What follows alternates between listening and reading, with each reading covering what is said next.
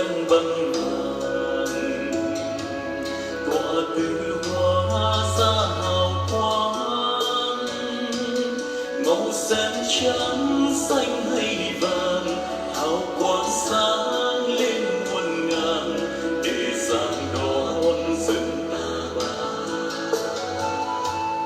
gọi đây trôi lên trạc trời. Người được nghe ưu sầu vơi hạt mưa xuống đơm hoa trời hoa hương đến thương cho đời người nghe sẽ an muôn đời. Mỗi khi gió dây cây cây tạo ra tiếng âm thần thánh dạy dân chúng đến tu hành hay tinh tấn cho chuyên cần quả tâm những màu việt.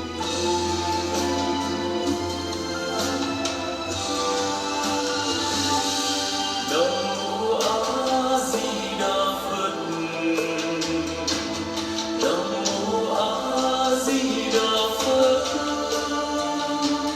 Nam mô A Di Đà Phật, Nam mô A Di Đà Phật, Nam mô A Di Đà Phật.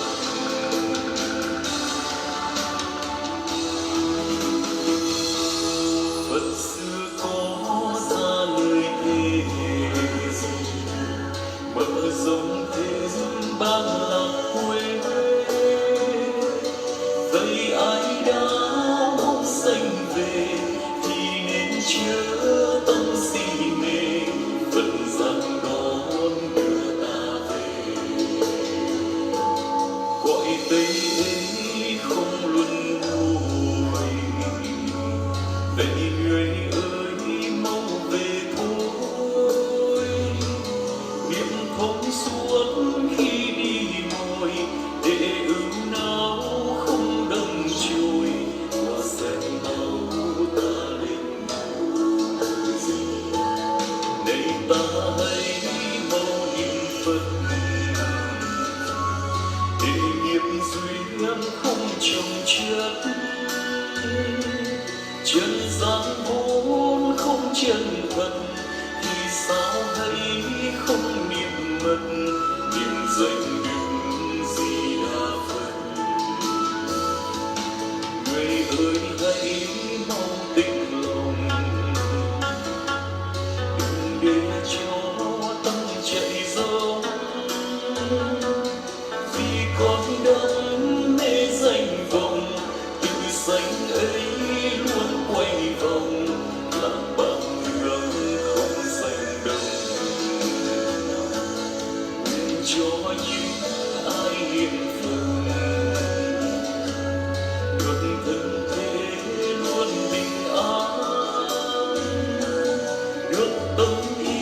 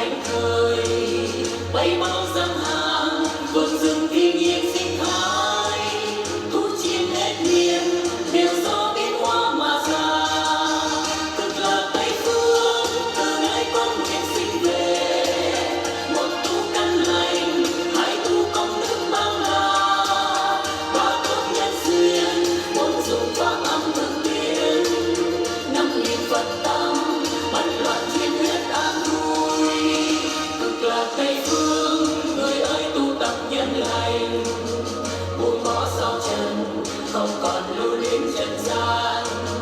Rất tham sân si hoàn thành sao ba la mật, dân thân phụng sự xây dựng lạc quốc nhân gian. Chân sát cực lòng giờ đây con quyết tu hành, giúp đời chuyên nghiêm không còn thù hận sâu bi. Bền bỉ kiên trì con tu đức vô lượng thọ, đèn tươi soi sáng con nhìn đạt vô lượng quang.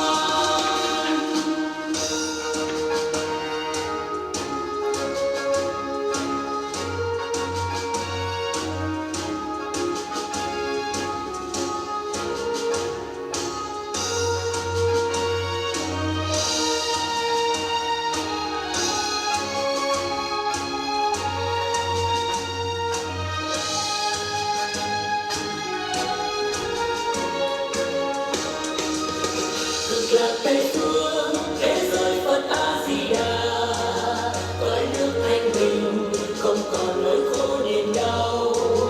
Trong sự nghiệp vang mọi người đều không ngồi chiến, là nơi hội tụ những bậc thượng thiện thanh cao. Cực lạc Tây phương là nơi ước mong sinh về, đoàn sức ba đường cho người lạc an thánh thơi. Bay bao dặm hàng vườn rừng kinh nghiệm sinh thái, thu chiêm hết miền đều do biến hóa mà ra. Cực lạc Tây phương từ nay con nguyện sinh về, một tu căn lành hai tu công đức bao la. Ba tốt nhân duyên một dùng pháp âm thực tiễn, năm niệm Phật tâm bật loạn thiên nhất an vui. Cực lạc Tây phương người ơi tu tập nhân lành, buông bỏ sao trần không còn lưu luyến trần gian. Dứt tham sân si hoàn thành sao ba la mật, dân thân phụng sự xây dựng lạc quốc nhân gian. Chân sát cực lạc giờ đây con quyết tu hành, giúp đời chuyên nghiêm không còn thù hận sâu bi. Bền bỉ kiên trì con tu đức vô lượng thọ, đèn tươi soi sáng con nguyện đạt vô lượng quang. Đèn tươi soi sáng con nguyện đạt vô lượng quang.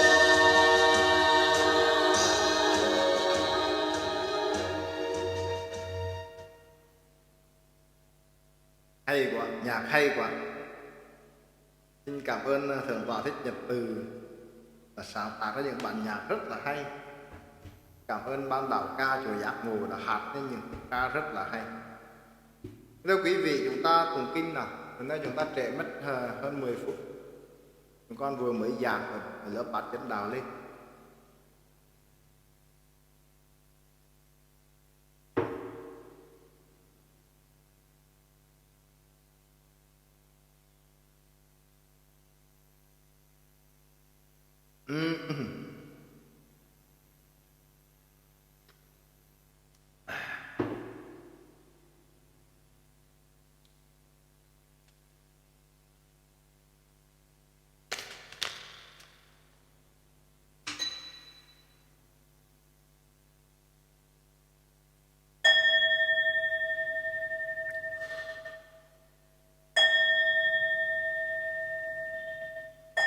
Đốt nén tâm hương trương Phật đài, ngũ phần dâng tròn đức Như Lai, cầu xin nhân loại lên bờ giác hạnh phúc bình an khắp muôn loài. Đốt nén tâm hương cúng Phật đà, lòng thần gửi tận chốn bao la, cầu xin tam bảo thường gia hộ, đạo pháp hoàng thông đến mọi nhà. Đốt nén tâm hương ở Ta Bà, nhớ lời Di Huấn Đức Thích Ca, cầu xin Bồ Tát tùng địa xuất thầm giúp cho người tùng pháp hoa. Nam mô Hương cúng dường Bồ Tát, Nam mô Hương cúng dường Bồ Tát, Nam mô Hương cúng dường Bồ Tát Ma Ha Tát. Tâm thế con bay trần không bền, thân của Ngài vô tận phước lành, từ bi cứu khổ độ sanh chúng con đảnh lễ chi thành quy nghi. Nam mô quy nghi thập phương tịnh hư không giới nhất thiết chư Phật. Nam mô quy nghi thập phương tịnh hư không giới nhất thiết tôn Pháp. Nam mô quy nghi thập phương tịnh hư không giới nhất thiết hiền thần tăng. Nam mô tối thượng thừa viên giáo diệu pháp liên hoa kinh. Nam mô cửu viện thần thật thân đại ân giáo chủ Bổn Sư Thích Ca Mâu Ni Phật. Nam mô Pháp Hoa Kinh chứng tinh thì hiền đa bảo Như Lai. Nam mô Ai Âm Vương Phật. Nam mô Nhật Nguyệt Đăng Minh Phật. Nam mô Nhiên Đăng Phật. Nam mô Đại Thống Trí Thắng Phật.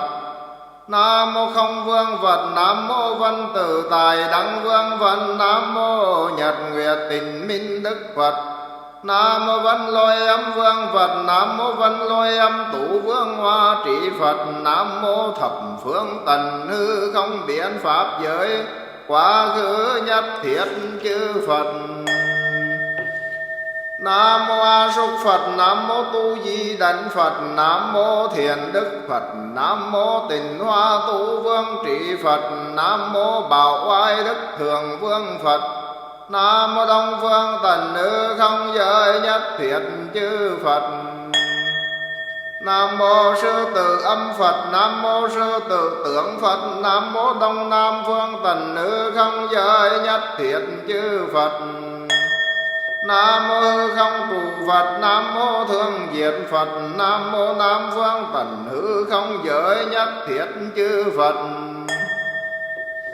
Nam mô Đệ Tướng Phật. Nam mô Phạm Tướng Phật. Nam mô Tây Nam Phương Tần Hư Không Giới nhất thiết chư Phật.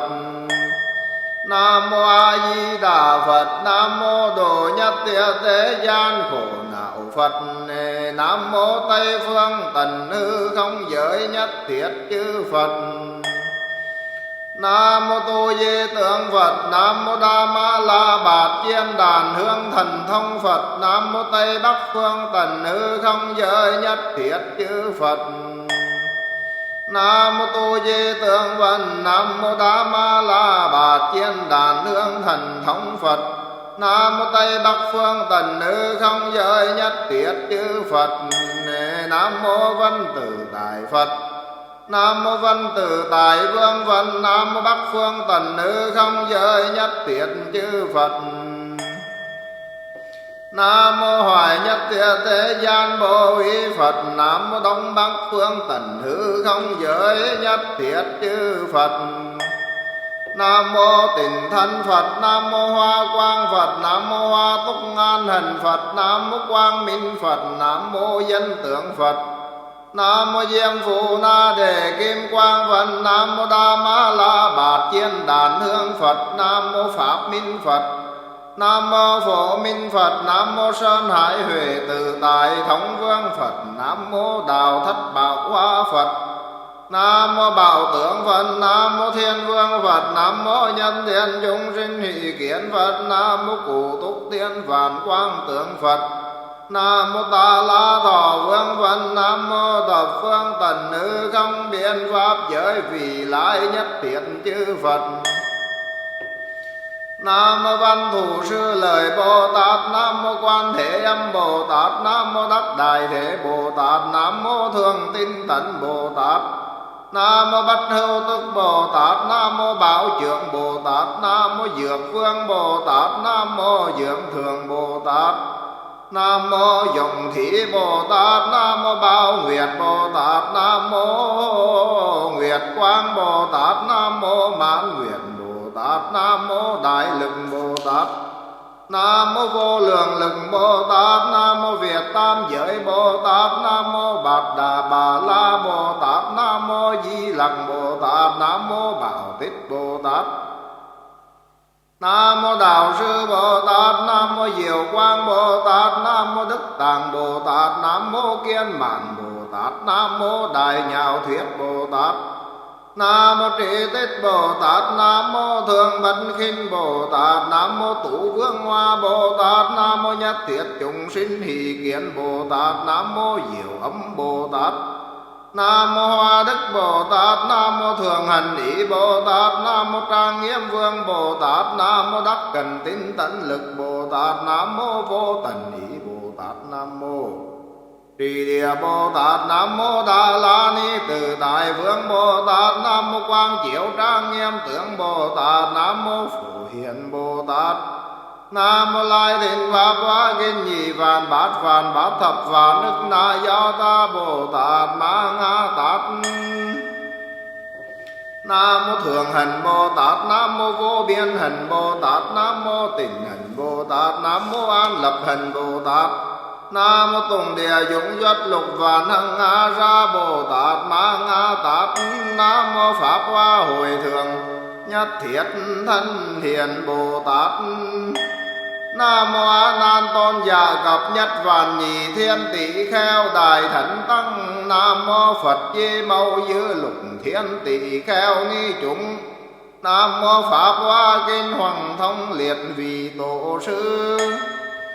Nam mô Đại Phạm Thiên Vương, Nam mô Đệ Thích Thiên Vương, Nam mô Tỳ Sa Môn Thiên Vương, Nam mô Trì Quốc Thiên Vương, Nam mô Pháp Hoa Kinh Thủ Hộ Nhất Thiết Thiền Thần.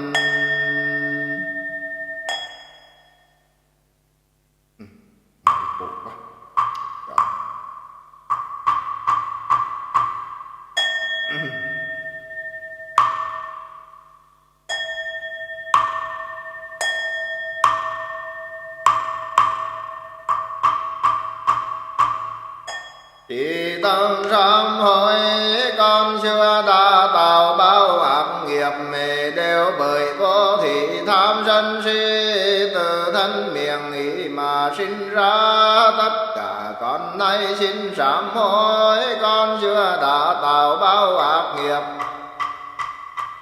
đều bởi vô thị tham sân si, từ thân miệng ý mà sinh ra. Tất cả con nay xin sám hối, con xưa đã tạo bao ác nghiệp, đều bởi vô thị tham sân si, từ thân miệng ý mà sinh ra. Tất cả con nay xin sám hối. Nam mô Cầu Sám Hối Bồ Tát, Nam mô Cầu Sám Hối Bồ Tát, Nam mô Cầu Sám Hối Bồ Tát. Trương Phật Đài con xin phát nguyện, cõi ta bà thị hiện độ sinh, thọ trì đọc tụng chân kinh, quyền lòng tế độ chúng sinh muôn đời. Nam mô Pháp Hoa Hồi Thượng Phật Bồ Tát, Nam mô Pháp Hoa Hồi Thượng Phật Bồ Tát, Nam mô Pháp Hoa Hồi Thượng Phật Bồ Tát. Kinh diệu pháp liên hoa phẩm thừa thứ nhất, tôi nghe như vậy một thuở nọ đứng Phật ở núi Kỳ Xà Quật, nơi thần vương gia cùng chúng tỷ kheo 1.200.000 gồm cả La Hán và bậc tam hiền đều đang tu học. Tam Vạn Bồ Tát duyên đường phạm luân bật, rồi tâm từ trải khắp trong gang cõi nước, được phần khen người vì họ đã từng cứu độ vô số chúng sinh thoát khỏi khổ nào. Lại có chư thiên hơn 70.000 cùng từ trời từ thiên cho đến hữu thần, cũng đều có mặt 8 vị Long Vương, 4 Can Thát Bà, 4 Na Tu La, 4 Khẩn Na La, 4 Ca Lâu La, cùng nhiều quyến thuộc tham dự pháp hội. Vương A Xà Thế cùng với quần thần những người hộ đạo quý trọng chân pháp, thần kính đảnh lễ cũng dường Như Lai Đức Phật, cùng vì các người nói kinh Đại Thừa.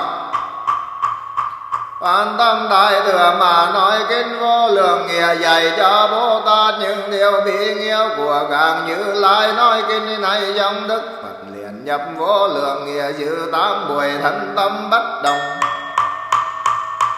Khi đó trời mưa hoa màn đà la ma nga, màn đà la màn thu ra ma nga, màn thu ra cung dương Đức Phật và cả chúng hồi đất đều rung động. bây giờ tư tương bần hảo của Đức Thế Tôn, phóng ra ngân sang chiếu khắp phương đông, một muôn tam ngàn cõi nước, tất cả chúng hồi thường thấy lục đạo tự sinh từ ngục ngã tỳ, cho nên coi trời hữu tận sinh tử luân hồi khổ não vô lượng, lại thấy có Phật ra đời tuyên pháp giáo hóa độ chúng nhị thừa và hàng nhân thiên cùng thấy. Các vị Bồ Tát tùy thuần chúng sinh hiện các loài hình cứu khổ bán vui thân tấu lùng đồ vạn hành trụ bằng bân, tôi lại thấy rau vân niết bàn phân chia trả lời. Chạy dừng tam bao thế trời người thờ bấy giờ gì lặng, và hàng tử chúng đều rất ngạc nhiên trong việc là lùng từ chưa thấy, cho nên mới hỏi. Phạm vương tự văn tu sư lời vì duyên cơ gì mà có điểm này, văn tu sư lời bảo đại chúng rằng vô số kiếp trước có vân nhật nguyệt đăng minh Như Lai, mọi người cũng kính vì ngài biết rõ.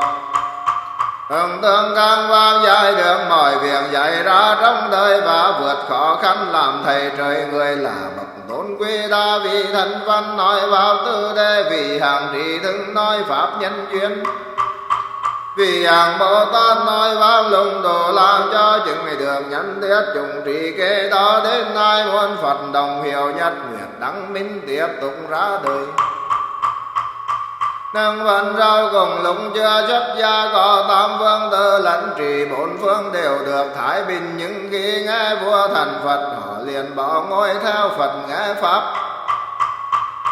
Nâng vận nhân nguyệt đăng minh cùng nói vô lượng nghĩa, rồi nhập vô lượng nghĩa sự tám buổi thân tâm nghĩa sự tám buổi giữ Đức Thích Ca, sau khi xả định ngài nói pháp hoa khai thì nhất thừa. Tại sau mới kia những người nghe pháp không thấy mệt mỏi, như khoảng bữa ăn nói kinh này trong ngày thọ phần kỳ cho ngài Đức Tạng, rồi nhập niết bàn. Nhiều quang và sư tri kinh và trải 80 kiếp giáo hóa đại chúng trụ bằng bân, tôi tam vương tử kia đầy đủ đạo hành của chư Bồ Tát, nên đều thành Phật người thân sau cùng hiểu là nhiên đăng thầy của trời người, và còn là người thọ ký cho Đức Thích Ca. Trong 800 người học rộng tài cao, có một Bồ Tát ưa dây chùa ta, thường đến nhà giàu đến bị đại chúng gọi là câu dân. Dù vì xem thương ngài vẫn tem tùng vun trồng cội lần ở cao, nâng vẫn hay đủ từ tâm thương ở chân đình, nên được tin tôn thọ ký kế đây thành Phật nhiều là Di Lặc. Còn nhiều quang vào giờ chính là thân tăng, thời quá khứ ta đây điểm này cùng với trước kia đồng nhau không khác, cho nên nghĩ rằng Đức Phật sẽ nói kinh đại thừa diệu pháp liên hoa, dạy cho Bồ Tát những điều bí nghiêu của các Như Lai. Nam mô Pháp Hoa Hồi Thượng Phật Bồ Tát, kinh diệu pháp liên hoa, phẩm pháp sư thứ 10. Bây giờ Hoành Bảo Dương Vương Bồ Tát tất cả đại chúng tỳ kheo ni ưu bà tắc ưu bà di thiên long, bát bộ người cầu thân văn, người cầu Bồ Tát hay cầu Phật đạo. Mang trường vận ngài kinh pháp hoa, môn câu môn kể một niệm tùy, ta đều thọ ký vô thượng Bồ Đề. Sau khi Như Lai diệt độ, nếu có người nào thọ trì độc tùng, nhạc nói bên gia diệu pháp liên hoa, phải biết người này ta thân vô thường chân đẳng chân giác, vì thương nhân gian mà sanh lại đời, đều ngái chế họ tội con nặng hơn hủy bằng tam bảo. Còn ai ghen người thì được công đức vô lượng vô biên, vì kinh này là bị nghiễu của Phật. Sáu Phật diệt độ, nếu ngài thọ trì thì được chư Phật hộ niệm. Có đông tên lớn gì niệm bền vững, và được gần Phật được phần thọ ký. Nếu ngờ chỗ nào có kinh pháp hoa, nên dựng tháp bảo đế mà cúng dường không cần trả lời. Vì trong tam mây có kinh pháp hoa là toàn thân Phật, nếu Bồ Tát mà chưa thọ trì được diệu pháp liên hoa, phải biết còn cách cha vô thường chân đẳng chân giác. Vì như đao giếng ở trên cao nguyên mà thấy đất có thì biển gắt trên nước còn ra neo theo tùng đào cho đến đất ướt đất bùn thì biển sắp đường đến nước. Tu đạo Bồ Tát không lại như thế, nếu nghe được kinh diệu và liên hoa thì biết họ đã gần đến vô thượng chánh giác. Nếu chư Bồ Tát mà nghe kinh này còn chưa hiểu được là bởi phát tâm thân văn, nghe kinh mà sinh sự sệt là tăng thượng mạnh. Sau khi Như Lai diệt độ, nếu có người nào muốn giảng kinh này phải vào nhà Phật mặc áo Như Lai và lên pháp tòa, rồi mới vì chúng mà nói pháp hoa.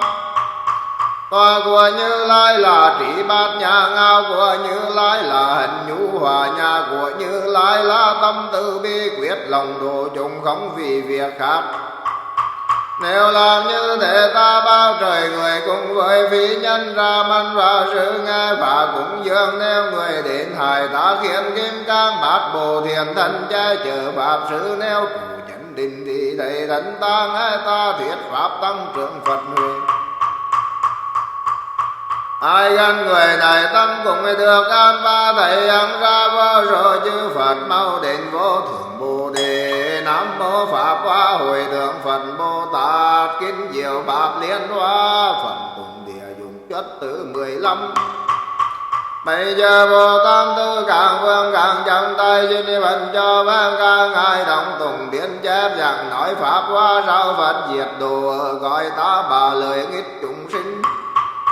Nâng vận tự cho lai đến câu này vì ngỡ ta bà đã có vô lượng Bồ Tát cùng cả quyến thuộc đều có khả năng để làm việc ấy sau khi Như Lai diệt độ.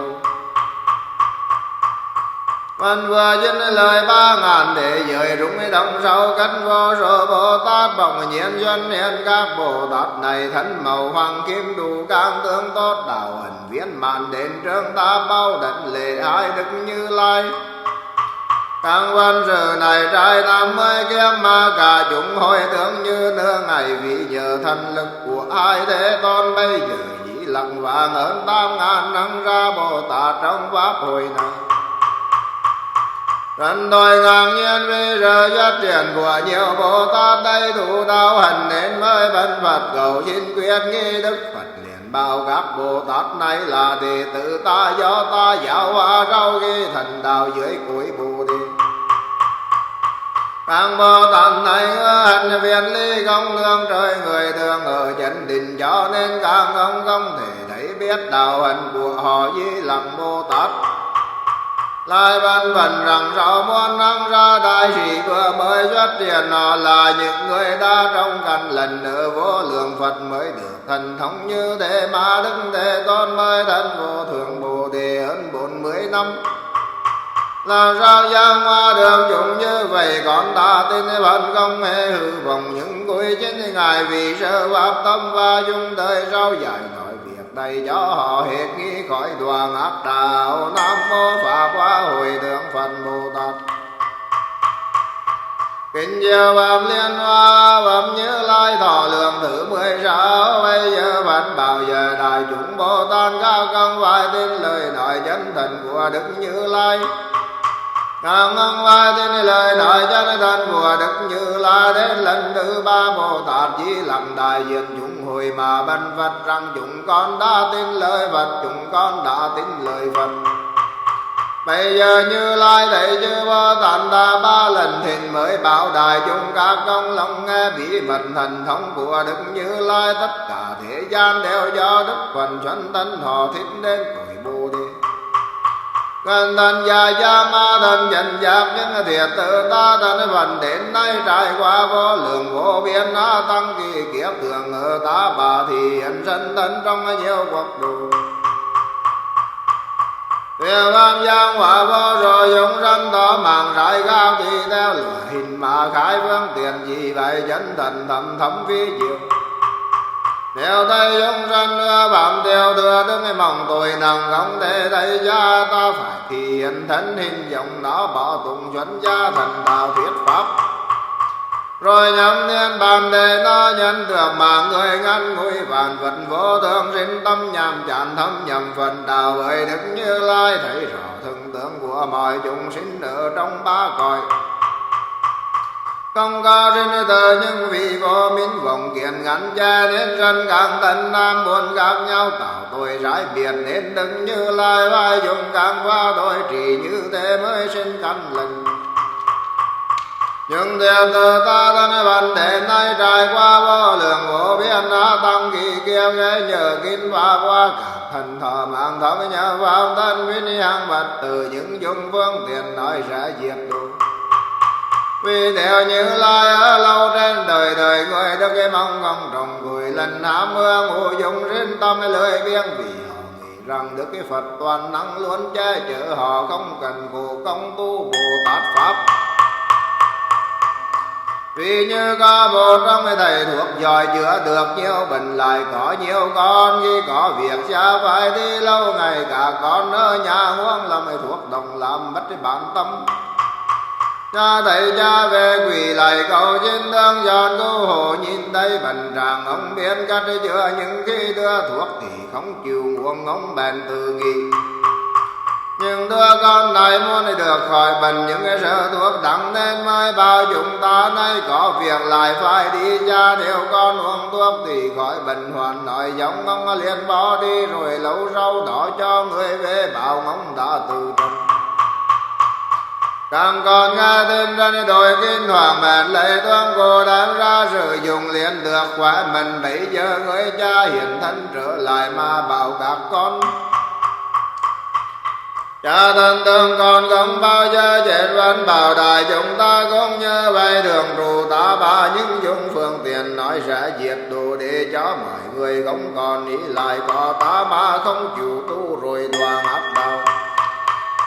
Nam mô Vàm Hoa Ngồi Thượng Phật Bồ Tát kinh diệu Vàm Liên Hoa phẩm vẫn biệt công đức thứ 17. Bây giờ Đức Phật lại bảo Di Lặc Bồ Tát nghĩ ngài yên nói thọ mạng dài lâu của Đức Như Lai. Thì có vô ra Bồ Tát không thể tin đem chứng được vô sinh pháp nhân hoàng văn trì đà la ni nhà thiết niệm tài duyên đường phạm luân bấn tôi và pháp đại tâm cầu vô thượng đạo. Hưng văn vừa mơ dân lời thì trời mưa hoa cùng một chiếc đàn và càng thiên đi bao ngọc như ý trân châu má ni để cung dường Phật và hàng tử chúng Đức Phật lại bảo Di Lặc Bồ Tát. Chúng dân nào nghe thọ mạng dài lâu của Đức Như Lai mà sinh một niềm tin dài sẽ được công đức vô lượng vô biên nhiều hơn công đức của người bố thí trì giới nhân dục. Trong 80 môn ta do ta kêu theo hiểu ý nghĩa thọ lượng Như Lai thì có thể được vạn sinh Phật về nhân thiên chúng tri lại có thể thấy thinh cá Như Lai ở kỳ gia quốc. Thuyền vàng giang hoa chung đại Bồ Tát và thấy thế giới thần bảo của Lô Già Na nếu thấy như thế thì không cần xây chùa tháp cung dường mà chính người ấy đã đến đạo tràng trong thân của họ có sẵn Đức Phật. Ông bao trời ngồi và nên không dường như cũng chư Phật. Nam mô và hoa hội thượng Phật Bồ Tát kinh diệu pháp liên hoa phẩm phổ môn từ ngày 15. Bây giờ ngài vô thân đi quỳ gọi chẳng tay văn với văn rằng vì nhân duyên gì mà người thế gian gọi Bồ Tát này là quan thế âm sinh Đức Thế Tôn mở lòng chỉ giáo Đức Phật liền bảo.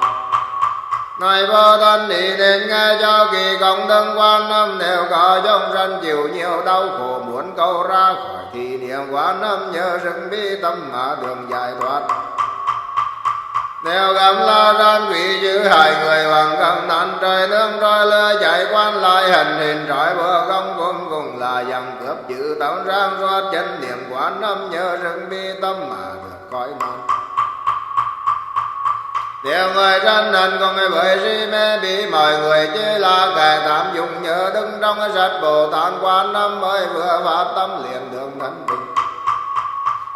Trong thêm định trị về lại trên đau rõ ngon ngân không còn tranh hình nếu muốn hậu phần con được lâu dài cầu xin con trai thế mà nổi giỏi chỉ thần đảnh lễ Bồ Tát Quan Âm nhờ ngài bí tâm mà sinh nam tử. Từng đời đầy đủ đang mang anh đường theo phần bả ngọc muốn cầu con gái chi thành lệ bái Bồ Tát Quan Âm thì cũng phải được xin hằng ngã tiên sắc tài đầy đủ đức hạnh vô song. Vì thế các ngân vai nền công kính tên thần Quan Âm chủ trì nhân tâm cùng ai đường vô biên công đức bằng người tin cưng suốt cả cuộc đời quyết chỉ tôn tờ rào mới ngái ước năng ra Bồ Tát. Thế có vương lang nên càng gói trời vật sửa chính lời ngài do thân lại nghĩ thêm rằng Bồ Tát tự hàng vào trong thế gian bằng phương tiện nào mà tạo công đức cho người tích cực tu hành Quan Âm. Vừa nói có gan ma lên bờ giảng nâng phần tà biến viên của Quan Âm, người ở thế gian không thể nghèo được nên ngài mới lược dạy vô tân đi về những thần bí của Đức Quan Âm. Nếu dùng người ngon lan ra nói đường con người gieo viện dân điện trên đời làm việc tùy thời tùy tâm niệm dùng vì nguyện tương ứng để cứu hộ người sử dụng thuyền từ ở trong biển khổ hóa độ tùy duyên. Nếu gặp trong dân lo bằng đại nhân ngài hiền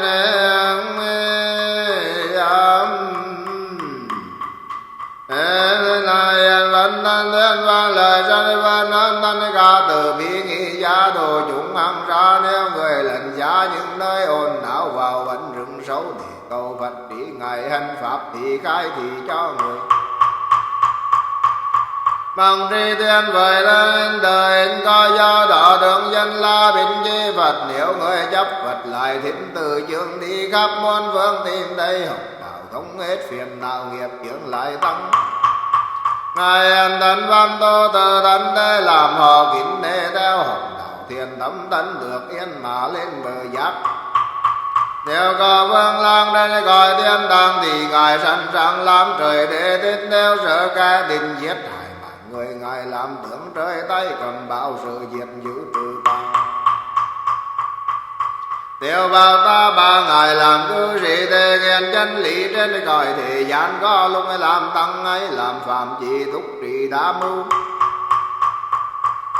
Dù việc tôi ngơ thương vâng thể tưởng mặn dầu rong rong Bồ Tát dân mang rù áo tự quan tìm đường giải thoát nơ trường ôm các ngài điều phương dự vững biến cương nhân dân an lạc.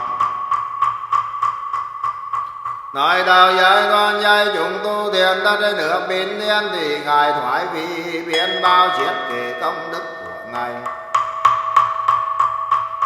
Đồ 32 thân hình biến hoa cứu độ tất cả người thiền dẫn ngài từ xưa đến nay không bao giờ dân ta nay thành thần nguyện bảo mọi người kính trọng tôn thờ Bồ Tát Quan Âm.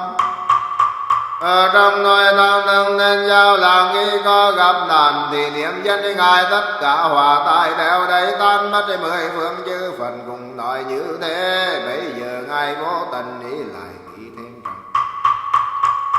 ta nên con dường đứng quan tự tài duệ ngọc nhân nghe lời nghênh trời người Quan Âm mỉm cười mà không chịu nhận Phật dạy tương tình về và cũng dâng rồi bảo từ hàng tướng cho chúng tăng và vô tình đi.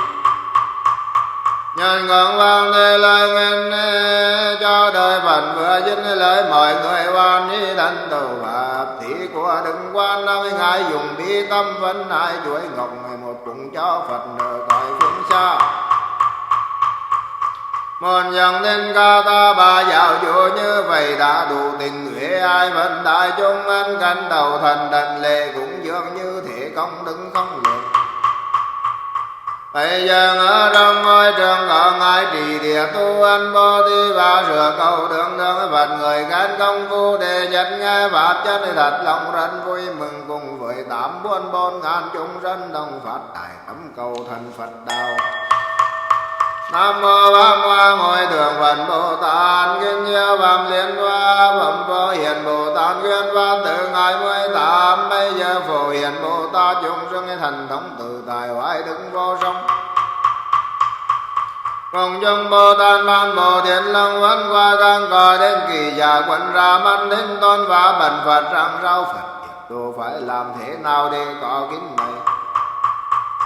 Xin thân Như Lai từ bi chỉ giáo thân phát liền bảo thiệu người đời ra vân có kinh này tất cả quý thầy phải đồ bốn pháp nguyên lòng tu tờ theo kinh pháp qua phải biết nhìn xa như các đức Phật. Thầy đông sự thần của tam thế gian nguyên trọng căn lần nữa tăng niên chúng bảo vệ sự sống cho mỗi hàm linh và phải chuyên tin tu tầm thiền quan tâm được bừng sáng. Thì có âm hoa bốn biển là nhà thân rồi bám chơi theo được như thế Đức Phật tiền từ chúng bình niên mà lên bờ giác. Vô nguyện đầu đàn tôn đi Như Lai nhìn gặp trong ngoài rồi mới bát nguyện nếu người tu thiền trì tùng pháp qua mà gặp chúng ma thương đến nhiều ai con chớ chúng lại dụng rất thần thông làm ma pháp tâm hộ trì diệu pháp. Điều người dân vang có thân đôn hoàng hồng kinh pháp hoa ma không hiểu nghĩa nên ngồi suy nghĩ thường thủ pháp thân con sai ngân cẩn hiển hình dạy bảo. Làm cho đầu đạo tôn trì của kinh quan ra chúng dân Như Lai viên thuộc nêu cả hà liệt muốn tri kinh này mà không có thấy thành tình gì giáo. Tôi trương tam bao ban nguyện trì kinh nhờ vẫn quang minh và phổ hiền lực tổ răn tên cực trong suốt ba tuần được thấy phổ hiền ngồi trên bất tường. Phương đường hoa lương hoa rỡ ám ra chư thiên tán hoa cùng rồi kỳ nhạc tam vân tân toàn vân gọi thế gian nên gọi thiên tàng ra mắt di lặng được làm quyến thuộc đâu xuất đà thiên. Vì đại duyên ta ba nguyện độ sinh vào tỉnh thổ của vận mười phương thân cả trí nhân cần nên suy nghĩ những gì đang quý trên cõi thế gian đến lúc nào chúng còn đem theo được. Rồi nên cần đồng quan tu hành nhờ rừng vô hiền mà lên bờ giang bây giờ thân bát can người phổ yên là bậc đại tiến hộ trì diệu pháp. Làm cho an lang gam cả đời người dự được kinh này thật là yêu như vậy đã đủ 10 hành phổ hiền đại dụng tín chuyên thân tâm tu học. Người nào làm được những việc như trên thế thầy tính tôn công hàng tự dụng kinh yên tinh tận linh độ sơn cùng gặp 10 vương không bao giờ dứt bằng dầu Phật diệt trên cõi thế gian. Bồ Tát tăng rằng này ngài giáo hoa đô căng thân cả giới mọi dạng hình những yêu nghĩa kinh thì không sai cả quyết tu giải thoát tổ khắp đời người không thích việc đời cơm ăn chỗ nghỉ và cũng không bị tám độc phiền. Tâm họ là thiền thân lang dòng văn giảng và nhân thân gai thi nhân thừa đường văn cho đâu và trao y bát ngoại đạo cai ngang muôn hải người này tự chuốc hòa tai đời đời không dứt. Người ca vang thần công thân công lượng Bồ Tát vô hiền không nên nhân nhờ đại chúng phải nhờ theo đạo tu hành nếu được lòng thành thì được mấy Phật. Thế giới dân thành tượng rơ âm thân tai chúng anh cần thành tâm nên đạo thân ca gồm cả vô số âm ra trăm ngàn muôn nước những người trí thức tu đạo phổ hiền. Hồ Phạm Long Thiên theo đường tam muội thân cả chúng hồi đều rất vui mừng cùng với vô hiền đầu thân tấn lễ Nam mô Pháp Hoa Hội Thượng Văn Bồ Tát. Nam mô Pháp Hoa Hội Thượng Văn Bồ Tát. Nam mô Pháp Hoa Hội Thượng Văn Bồ Tát. Một lòng niệm Phật Di Đà Tây phương cực làm nở hoa sen vàng công dân phú quý không màng liên trì hài hồi tìm đáng quy nghĩa từ rày quyết ở sân si tu theo Phật đạo còn gì vui hơn quyên lòng tìm đến linh sơn cầu xin chư Phật hiền thân đủ đời niệm hóa vi tiểu tuyệt vời thần quang đoàn tỷ rạng người thiền tông huệ năng thừa từ mai lắm giác hoàng điêu ngự lại tâm phu vân con nay anh ngộ thiền nhân huệ đăng thân kể hiện thân Phật đà tùy duyên độ chúng ta ba pháp hoa thiên giáo thật là chân tông. tu hành cần phải dùng công lộng căn thanh tịnh lùng thông hiện bày, cầu xin Bồ Tát các ngài pháp hoa kim Phật tuyên bày. Quan âm thế chi dẫn đường văn đô gai thị dược vương cứu đời, nguyệt quang chi lặng vời phổ hiền mới hành ràng nơi tâm tông. Quyền lòng độ tận chúng sanh, tam đồ bát nạn trở thân lạc bang, cầu xin Bồ Tát Kim Cang tôi ta phù trần khai đàn pháp hoa. Cầu xin đại tượng dưỡng cho, đừng cho ta vào ngàn ma đến gần, cầu xin thủ địa sơn thần ba con quyền thuộc cha gần tin theo. Cầu xin tên tự thị kêu dự tâm trong rành tu theo Phật đã, cầu xin tất cả mọi nhà ngăn cháy niệm Phật lên tòa Như Lai.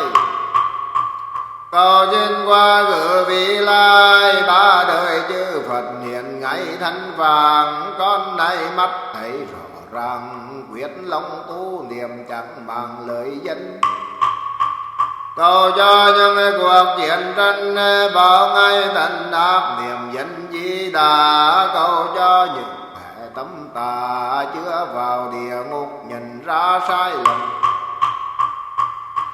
Cầu cho cam chốn tông lâm nơi nào cũng có thánh tăng trụ trì, cầu cho địa Tha tỳ biến thân thất bảo liên trì Tây phương. Cầu cho ngô bảo thần dương đủ đầy năng vừa cung dường tam tôn, cầu cho tất cả thiền môn Như Lai Bồ Tát nhiều hơn tăng Phật. Cầu cho cam chốn già lam tăng ni Phật tử chẳng tham sang giàu, cầu cho đất nước đồng bằng an cư lạc nghiệp dạt dào tình thương, cầu cho tất cả mười phương trở thành cực lạc thiên đường trần gian. Nam mô Bổn Sư Thích Ca Mâu Ni Phật. Nam mô Bổn Sư Thích Ca Mâu Ni Phật. Nam mô Bổn Sư Thích Ca Mâu Ni Phật.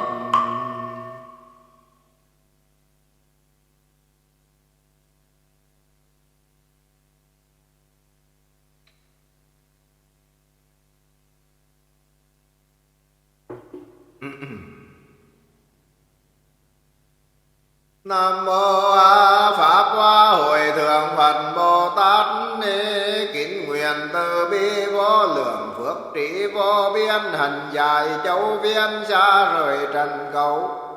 Không trần đầu chẳng thích hơn tua, bỏ tận nô đùa chuyên tâm tu thiền quán, lấy huệ nhật phá trừ hỗn ám, mượn đại bi tẩy sạch tham sân. Biến dục thể thân vào thân, mượn ta ba làm tình đồ, ra tay cứu khổ phương tiện đủ đời khắp cả mọi nơi, đồng về cõi Phật. Kính lạy Đức Thế Tôn hiền tiền đệ tử chúng con, xin hồi hướng phước báo tu tập hành trì này, nguyện cầu cho dịch bệnh mau chóng tiêu trừ, người người an vui hạnh phúc. Xin hồi hướng vương bao này về cho cha mẹ tôn thân bà con, quyền thuộc các bậc ân nhân trong cuộc đời này của đệ tử chúng con, ai nấy trong đời bình an tự tại. Xin hồi hướng vương bao này về bao nhiêu hành thu túc trải oan khiên trong đời này, và vô lượng kiếp thảy đều tiêu trừ. Xin cầu nguyện cho hiền tiên đệ tử chúng con trong đạo tràng này, ai nấy nương nhờ công đức mà tội diệt phước sinh căn lần tăng trưởng, kiếp kiếp đời đời dọc mạnh tiến tu theo lời Phật dạy, lan tỏa đạo màu khắp cả muôn nơi, bảo đền ơn Phật. Nam mô thập phương thường trụ tam bảo tác đại chứng minh, từ quý nghi Phật xin nguyện chúng sanh thể theo đạo cả, phát lòng vô thường Từ quý nghi pháp ma xin nguyện chúng sinh thấu rõ kinh tạng trí tuệ như biển. Từ quý nghi tăng xin nguyện chúng sinh thống lê đại chúng hết thảy không ngại. Nguyện đem công đức này hướng về khắp tất cả đệ tử và chúng sanh đều trở thành Phật đạo. Phạm hoa thủ hộ đàn chúng an đàn đê đàn đa bà thị đàn đa bà ta ni đàn đa cụ sa lê đàn đa su đa ri su đa ra bà thị bùn đà bà di a ni đà ra ni a bà ta ni Samvatani sangha parisite sangha nigatani namma parisite sattva ruta kosali anugate sima viridite aniye maniye Mane mamane ginte karite samme samita visante mutte muttata me samme avisame samma samme kadesare asine sante sani darani aloka bhaje ranja vesani Nidini abhiyantara visite uttule muttule asare parade sugansi asamasame buddha vilokite dhamma parisite sangha nigosani Banda sodani mante manta sadate rutta kosaliye ngasare asavana tada vakule valoda ngamani antaya vale manga vale mukke ade ngaravati rinjavati ngichini rinjavati swangang ante natte vaninte nganade nadi kunadi swangang Agane gori gandari kandali madangi bukasi sankule rusali swangang Ichime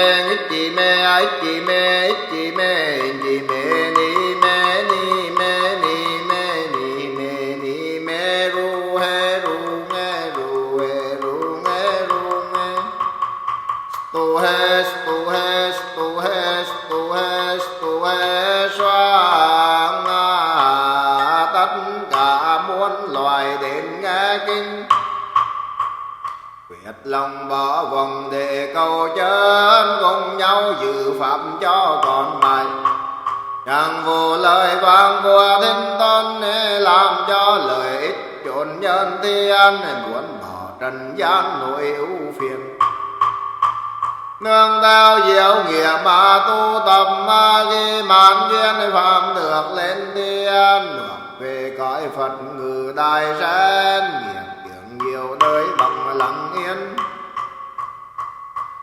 trần duyên tuân nghịch tâm công thi liệu ngộ pháp qua chứng đạo thiền tâm tư mở rộng đến vô biên hương áo quang minh từ trang nghĩa mọi loài trong đây lòng thần thản diệu quả bồ đề thể tịch nhiên nam mô pháp chư thiên bồ tát mang tát nam mô ngô pháp chư thiên bồ tát mang tát nam mô pháp chư thiên bồ tát mang nhân tâm đất lệ nam mô tối thượng thừa viên giáo diệu pháp liên hoa kinh pháp hoa hội thượng Phật Bồ Tát nhân tâm đất lệ nam mô tối thượng thừa viên giáo diệu pháp liên hoa kinh pháp hoa hội Phật Bồ Tát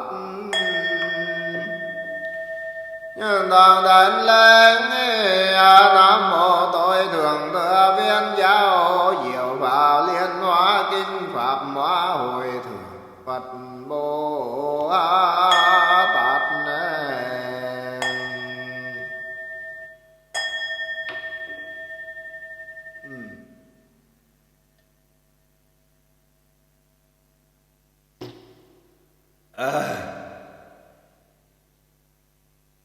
Ra đại chúng là như vậy là chúng ta đã tụng trong kinh tối nay.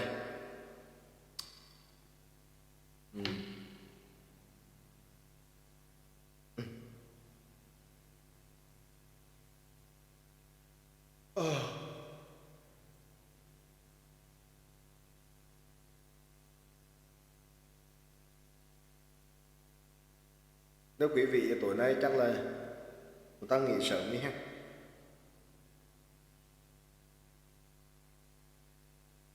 Trưa ngày mai lúc 12 giờ thì chúng con khởi hành đi Bà Rịa Vũng Tàu cùng với Hòa Thượng ở Huế vào đi viếng đám tang của sư bà Như Ý. Tưởng đâu là đi từ sáng thì hy vọng, có lẽ hy vọng là tối về kịp để tụng kinh, nhưng mà đi từ 12 giờ trưa thì không biết là có về. Bởi vì buổi chiều mà đi từ Vũng Tàu lên cái cao tốc nó kẹt xe khiếp lắm. Cho nên khả năng lớn tối mai là phải tụng công chiếu. Quý vị hoan hỷ, nếu mà không về kịp thì công chiếu. Và thầy mong muốn là dù công chiếu thì mọi người phải vào tụng đông đủ. Thầy vẫn sẽ theo dõi quý vị ở trên xe hơi. Điều thứ hai là đến hôm nay thì cơ bản là hầu hết mọi người đều đã nhận được kinh mà. Hôm nay cô Phùng Thái Phật tử ở cả Cộng hòa Liên bang Đức nhiều nơi cũng đã báo về là nhận được. Tất cả những người bấy lâu nay cầm lên là chưa nhận được 6-7 người gì đó, thì những ai chưa nhận được xin gửi ngay tin nhắn, gửi ngay tin nhắn về để bên trợ lý sẽ chốt. Cái đơn, cái loạt gửi tiếp theo là bao gồm bổ sung những người đợt trước chưa gửi, và một số người xin 4 môn pháp hoa là đã có sẵn rồi, nhưng mà chưa gửi là vì để cho nó kết thúc đợt 1 rồi gửi đợt 2 để nó để không bị thất lạc với những người mà đăng ký lâu rồi mà vẫn chưa có đó. Chúng con dặn với bên bưu điện là chờ chốt cho xong kết thúc đợt 1 tất cả mọi người đều nhận được rồi thì sẽ gửi đợt 2.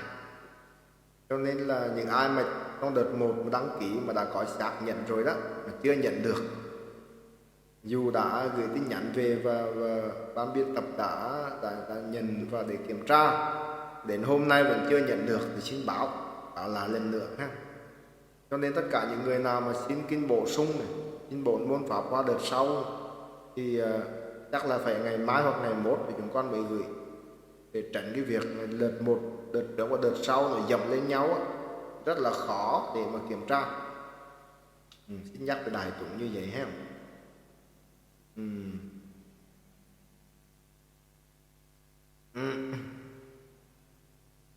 Có bạn Tín Hoa nói là biểu thầy hát bài mà giờ không biết hát bài chi, hết bài lại tới hát núi mấy bài dạ.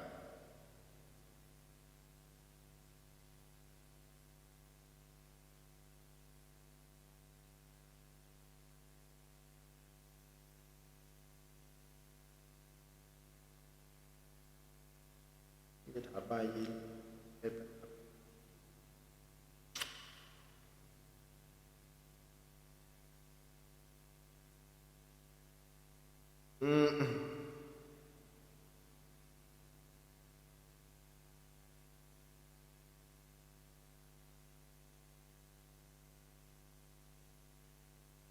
Thôi về để hôm sau để hát, tìm ra bài hát nào chật.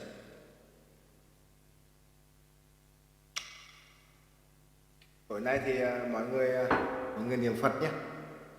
Bạn trợ lý ban biên tập sẽ phát cái phần niệm Phật để mọi người cùng niệm Phật. Chúng ta phải tu theo kiểu là thiền tịch trong tu, ngồi thiền mà cả niệm Phật. Niệm Phật cũng là rất là hay để cho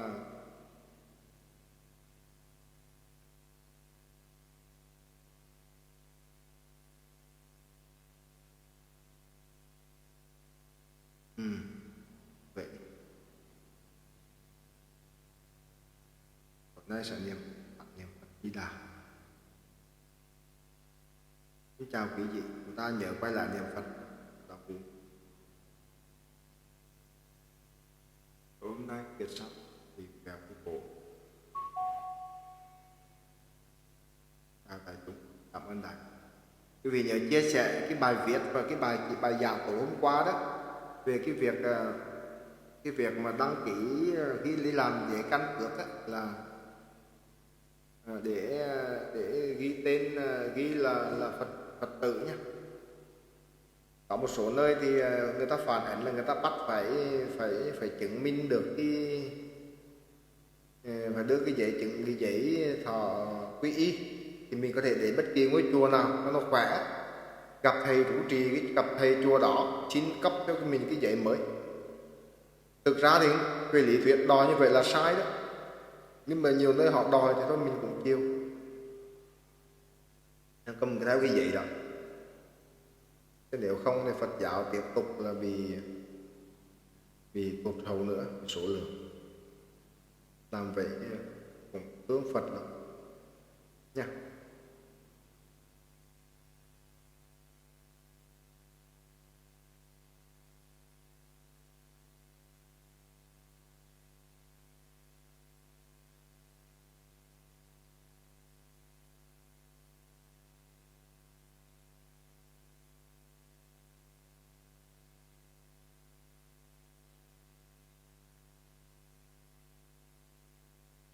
Photo cũng được, anh nghĩ là photo cũng được.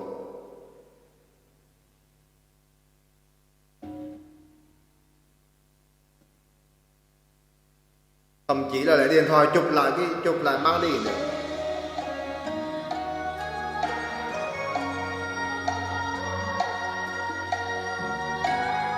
Nếu như mà phải quy động khung rồi, các vị lấy cái điện thoại chụp hình lại là được rồi.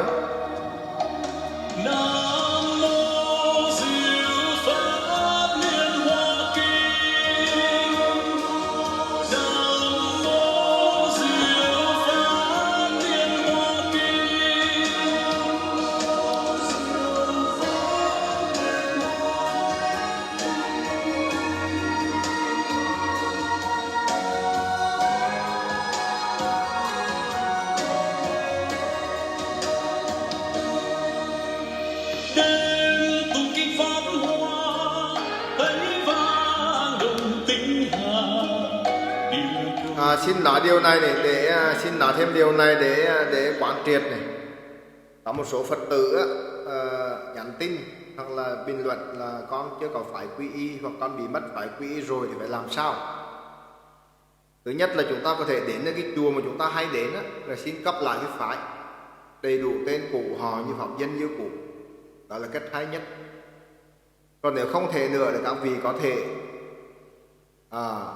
thể gửi có hai cách. Là một là cách thứ nhất là quý vị chúng con sẽ gửi chia sẻ cái thông báo quy y sắp tới đây của chùa Giác Ngộ, rồi quý vị vào trong cái đường link đó để đăng ký. Chúng ta đăng ký xong rồi đó thì có thể là sẽ có cái phần ghi chú, thì các vị có thể nhờ bên chùa gửi thẳng về địa chỉ quý vị, hoặc là nếu như mà chùa không nhận làm việc đó thì quý vị cứ ghi chú là nhờ thầy Quảng Tịnh nhận dùng, để rồi thầy sẽ nhận một loạt tất cả những cái quý vị đăng ký, rồi thầy sẽ gửi về, thấy không? Thậm chí là chụp hình gửi cho quý vị cũng được. Cách thứ nhất là quý vị vào trong cái link thông báo quy y của chùa Giác Ngộ và đăng ký thì chùa trong đợt quy y sắp tới sẽ cấp tất cả phải quy y cho mọi người. Cái thứ hai thì hơi vất vả cho thầy và cho ban biên tập vì mới gửi xong, là quý vị có thể gửi tin nhắn về thì chúng con sẽ tập hợp, chúng con sẽ đưa xuống ở chùa Giác Ngộ để in, rồi chúng con sẽ làm để gửi lại cho quý vị. Nhưng mà như vậy thì hơi vất vả cho chúng con và cho ban biên tập. Chiều nữa chúng con sẽ copy nguyên cái thông báo quy y tại chùa Giác Ngộ và có cái đường link, quý vị vào đó để đăng ký, thấy không? Vậy nhá, chùa sẽ gửi cho quý vị. Rồi, chào đại chúng.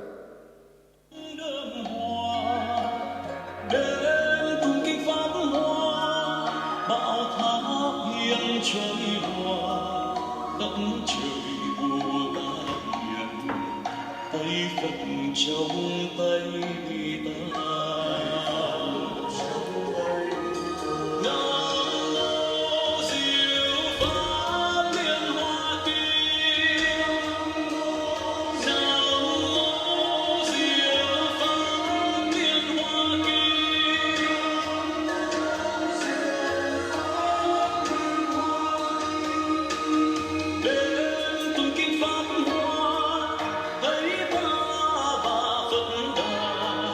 Lòng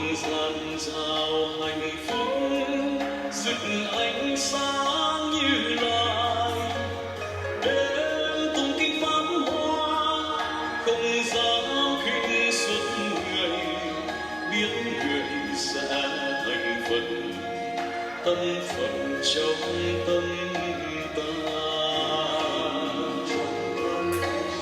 Nam mô Diệu Pháp Liên Hoa Kinh. Nam mô Diệu Pháp Liên Hoa Kinh.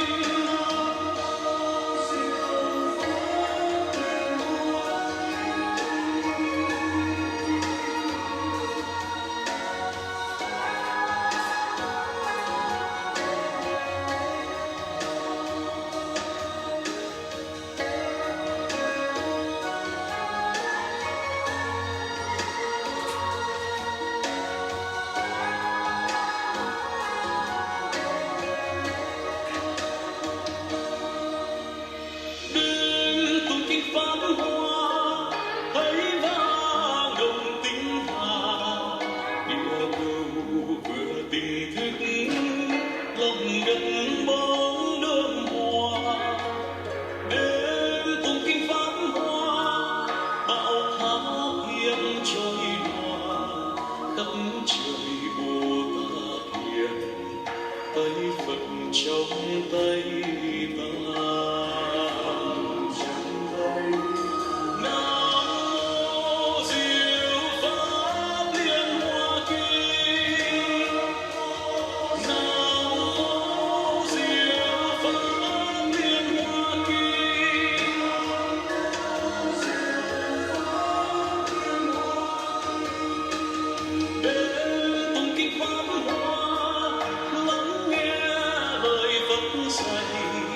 Tràn đầy nguồn diệu pháp tỏa chiếu trong tâm ta.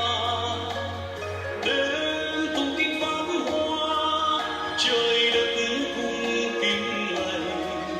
Vũ trụ lặng quỳ đầu nghe lời kinh Pháp Hoa.